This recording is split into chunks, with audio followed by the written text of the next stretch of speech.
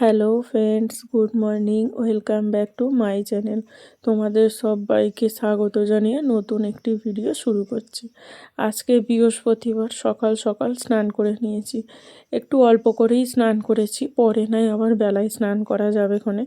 কিন্তু আমার তো ঠান্ডার ধাত, আমি বেশি জলে সকালবেলাটা বেশি জল ঘাঁটতে পারি না। তো ওই জন্যে মা সকালবেলাটা কাচাকুচিগুলো করে রেখে দেয়। তো সকালবেলাটা শুরু করলাম, তোমাদেরও সাথে নিলাম, নিয়ে ঠাকুরের জল দিয়ে তারপর তোমাদের সঙ্গে আজকের দিনটা শুরু করলাম। তো সকালবেলা আগেই মনসাতলায় জল দিয়ে দিচ্ছি, তুলসী গাছেও জল দিয়ে দিচ্ছি, দিয়ে একটা ধূপ জ্বেলে দিচ্ছি। পুজোটা পরে করব, বৃহস্পতিবারের পুজোটা পরে করব। তো এখানে তো আমার ঠাকুরের জল দেয়া হয়ে গেছে। তো তোমাদের সবাইয়ের ভালো চেয়ে ঠাকুরের কাছে একটা প্রণাম করেই নিলাম। তো চলো এবারে রান্না বান্না করা যাক, কেননা রান্না বান্নার দিকটাও তো করতে হবে। আমি রাত্রিরে গ্যাস পরিষ্কার করে মুছেই আমি রাত্রিরে শুতে যাই, কিন্তু তাও সকালবেলাটা যখন রান্নাটা করতে বসি তখন তাও আমি আরেকবার গ্যাসটা মুছে নিই, কেননা গ্যাসটা তো চাপা দেওয়া হয় না। তো টিকটিকি ইঁদুরের উপদ্রব নেই বললেই চলে। তো ওই জন্য গ্যাসটা আরেকবার ভালো করে মুছে নিলাম সে ভিজে ন্যাকড়া দিয়ে। আর হাতের সামনে যেগুলো ছিল সেগুলো একটু ভালো করে গুছিয়ে রাখলাম, রেখে ওইদিকে ভাতের জলটা বসিয়ে দিলাম। প্রথমে গ্যাস জ্বেলেই আগে ভাতের জল বসিয়ে দিলাম, দিয়ে এদিকে কুকারে আমি শাক চচ্চড়ি করব, তো সেটা আগে সেদ্ধ করে নিচ্ছি। সেদ্ধ করে না নিলে অনেকটাই সেদ্ধ হতে টাইম লাগে। তো সকালবেলাটায় তো তাড়াহুড়ো থাকেই, তো ওই জন্য আমি এই প্রেশার কুকার ব্যবহার করা। তো এইদিকে তো আমি শাক সেদ্ধ বসিয়ে দিয়েছি, আর ওইদিকে বালতির ওপরে চুবড়ি রেখে দিলাম, যাতে শাকটা সেদ্ধ হলেই আমি চুবড়ি করে ছেঁকে নিতে পারি। আর এদিকে ভাতের জল ফুটে গেছে, তো ওই জন্য ভাতের মধ্যে জল ফুটে গেছে, জলের মধ্যে চালটা দিয়ে দিলাম তো ভাত হওয়ার জন্য। তো ওইখানে মা দাঁড়িয়ে আছে, মায়ের সঙ্গেই গল্প করছি, গল্প করতে করতেই কাজ করা। তো এখানে আমি বড়ির ঝাল যে করব তার জন্য আলুটাকেও আমি সেদ্ধ করে রাখছি। ওইদিকে তো শাক সেদ্ধ হয়ে গেছে, এদিকে আর একটা প্রেশার কুকার রেডি করে তাতে আলু বসিয়ে দিয়ে প্রেশার কুকারটাও বসিয়ে দিলাম। তো এইদিকে আলুটাও সেদ্ধ হয়ে গেছে। তো সকালবেলা মাকে আগে চাটা করে দিই, মায়েরও স্নান করে এসেছে, তো ঠান্ডার একটা ব্যাপার থাকে। তো ওই জন্য আগে মায়ের আর আমার জন্য চা করে নিলাম, নিয়ে ভালো করে একটু গুলিয়ে নিলাম। জানি রচা, তাও একটু ভালো করে চামচে করে গুলিয়ে নিচ্ছি। নিয়ে আমার চাটা আমি তুলে গ্যাসের ওপরেই রেখে দিচ্ছি, পরে ঠান্ডা হলে খাবো। আর মায়ের চাটা আমি মাকে দিয়ে দিচ্ছি, মা খেয়ে নিক। আর আমি এইদিকে ততক্ষণে রান্নাটা একটু এগিয়ে নিই। এদিকে ভাতটা দেখলাম যে জল কমে গেছে, কিন্তু ভাতটা এখনও সেদ্ধ হয়নি, আধ সেদ্ধ অবস্থায় আছে। তো আর একটু জল দিয়ে ভাতটা আবার চাপা দিয়ে দিলাম। আর এই দিকে বসেছি বড়ি ভাজতে, শাকেতে একটু বড়ি দেব। তো ওই জন্য হলদে বড়িটা একটু তেলের মধ্যে একটু নেড়ে নিই, নিয়ে ভেজে নিই। শাকে পালং শাকে একটু বড়ি দিলে খেতে খুবই ভালো লাগে। তো ওই জন্যে একটু বড়ি দিলাম, তো বড়িগুলো ভাজা হয়ে গেছে, এবারে থালাতে তুলে নিচ্ছি। নিয়ে ওই কড়াতেই আর একটু তেল দিয়ে দিচ্ছি, দিয়ে পাঁচ ফোড়ন ফোড়নে দিচ্ছি, দিয়ে আর এখানে প্রেশার কুকারে হাতে গরমের ছ্যাঁকাটা লেগেছে, তো সেটাই হাতটা দেখছিলাম। আসলে প্রেশার কুকারটা একটু ভেঙে মতো গেছে, তো সেই গরম হাতের ছ্যাঁকাটাই লেগেছে। তো ফোড়নটা একটু ভাজা ভাজা হয়ে গেলে আমি শাকটাও দিয়ে দিলাম, দিয়ে ওর মধ্যে নুন হলুদ দিয়ে দিলাম। দিয়ে আর এইটা পান্তুয়ার রস, কালকে পান্তুয়া আনা হয়েছে, তো সেই রসটা আছে সেটাই শাকে দিয়ে দিলাম। তো পান্তুয়ার রসটা গাঢ় বলে ওই জন্যে কেউ খেতে চায় না, তো ওই জন্যে সেটাকে রেখে দিই। দিয়ে আর এরকম তরকারি বা শাকেতে যাতে মিষ্টি লাগে সেইতে আমি দিয়ে দিই। তো এইখানে আমার শাক তো হয়ে গেছে, শাকটা নাবিয়েও রেখে দিয়েছি, দিয়ে অন্য কড়া বসিয়ে দিয়েছি। ওই কড়াটা আর নেবো না, ওই কড়াটা মাজবো, আর অন্য যে কড়া আছে ওই সেই কড়াটা বসিয়ে দিয়েছি। আর এইদিকে ভাত হয়ে গেছে, ভাতের ফ্যানটা ঝরিয়ে নিচ্ছি। নিয়ে আর ওইদিকে কড়াতে আমি তেলটাও গরম হয়ে গেছে, তো এইদিকে হাঁড়ি চাপাতে যে ভাতগুলো লেগে রয়েছে সেগুলো শুকিয়ে গেলে পুরো শুকনো হয়ে যায়, তো মাজতে অসুবিধে হয়। সেগুলো ভালো করে পরিষ্কার করে নিয়ে হাঁড়ির চাপাটা ভালো করে দিয়ে তার উপরে শাকটাকে বসিয়ে দিলাম। তো যাতে সব কিছুটাই গরম থাকে। আর এইদিকে বিউলির ডালের বড়িগুলোকেও ভালো করে ভেজে নিচ্ছি তেলেতে। তো এগুলো ভালো করে না ভাজলে ভিতরে কেমন যেন একটা গন্ধ থাকে, তো ওই জন্য ভালো করে ভেজে নিলাম ছাঁকা তেলে। একটু বেশি করে তেল দিয়ে এবার ভাজা হয়ে গেছে, সেই তেলেই আমি জিরে ফোড়ন দিয়েছি, দিয়ে টমেটোটাকে আলুর মধ্যে সেদ্ধ করে নিয়েছিলাম, নিয়ে সেটাকে একটু থেঁতলে নিয়েছিলাম, তাহলে টমেটোটা খুব সুন্দর নরমও হয়ে গেছে। তো সেটাই তেলের মধ্যে দিয়ে আদা বাটা দিয়ে রেগুলার যে মশলাগুলো লাগে সেগুলোও দিয়ে ভালো করে কষিয়ে নিয়ে জল ঢেলে দিলাম।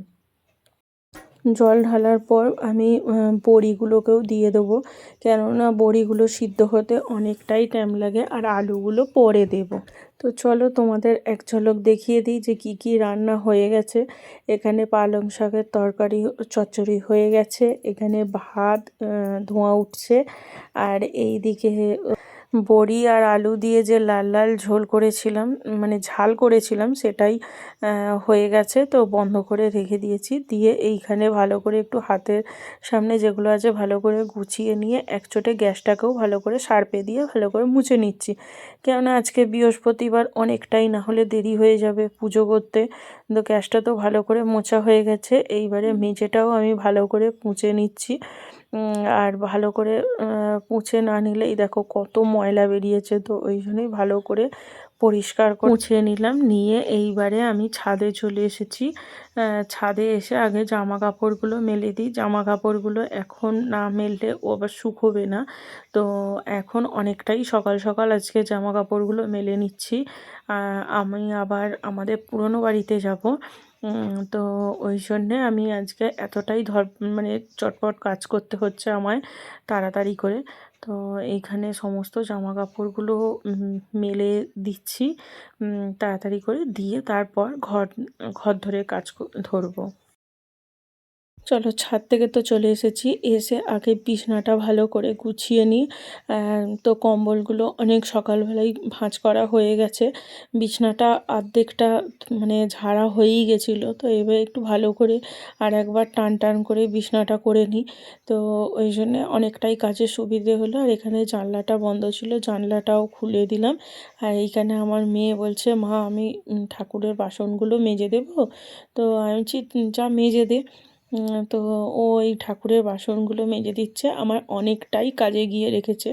ততক্ষণে আমি ওইদিকে আমাদের যে এঁটো বাসন কোসন আছে সেইগুলোকেও আমি পরিষ্কার করে মাজা ধোয়া করে নিয়েছি, ঘরদোরগুলো ঝাড় দেওয়া পোছা সেগুলো সবই করে নিয়েছি। সেইগুলো আর তোমাদের সামনে আর দেখানো হয়নি, কেননা রোজ রোজ একই কাজ কী আর দেখাবো বলো। তবুও যেটুকু দরকার সেটুকু দেখাতেই হবে, কেননা তোমাদের সঙ্গে কাজ বাজ শেয়ার করলে আমারও খুব ভালো লাগে, আর তোমরাও অনেকটাই ভালোবাসা দিচ্ছ যে হ্যাঁ আমার কাজগুলো দেখতে তোমাদেরও ভালো লাগছে। তো ওই জন্যে তোমাদেরও যতটা পারি আমি শেয়ার করি কাজ বাজগুলো, যেটুকু অসুবিধে মানে পসিবল হয়ে ওঠে না সেইগুলো আর করে ওঠা হয় না। তো এখানে সমস্ত তো ঠাকুরের বাসনগুলো মাজা হয়ে গেছে, তো এগুলো আমার মেয়ে ধুয়ে রেখে দিচ্ছে। ওকে আমি বাইরে থেকে এক বালতি জল এনে রেখে দিয়েছি, কেননা কালকে বিকেলে যে জল এসেছিলো সেই জল আমার তুলে রাখা হয়নি, তো ওই জন্যে বাইরে টিউবওয়েলের জল এনে দিয়েছিলাম। তো ও সেই জলেই বাসনগুলো মেজে নিচ্ছে, ভালো করে পরিষ্কার করে ধুয়ে দিচ্ছে, দিয়ে সমস্ত কিছু এগিয়ে রাখছে।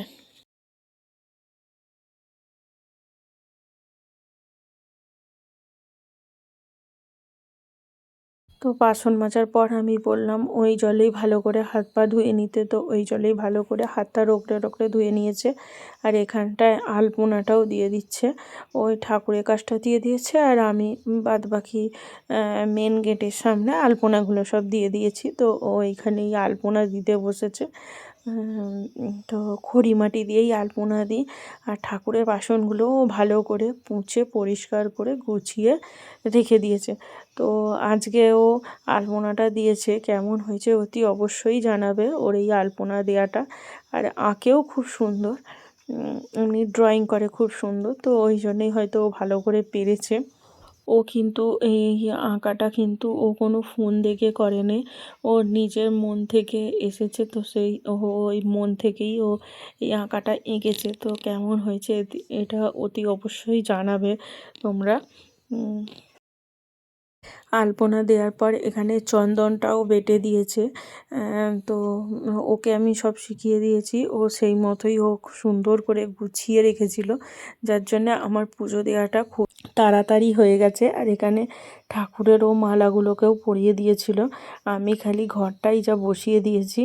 তো ও একটু ক্যামেরার সামনে একটু হাসি হাসি মুখ করে ও স্মাইলি করছে।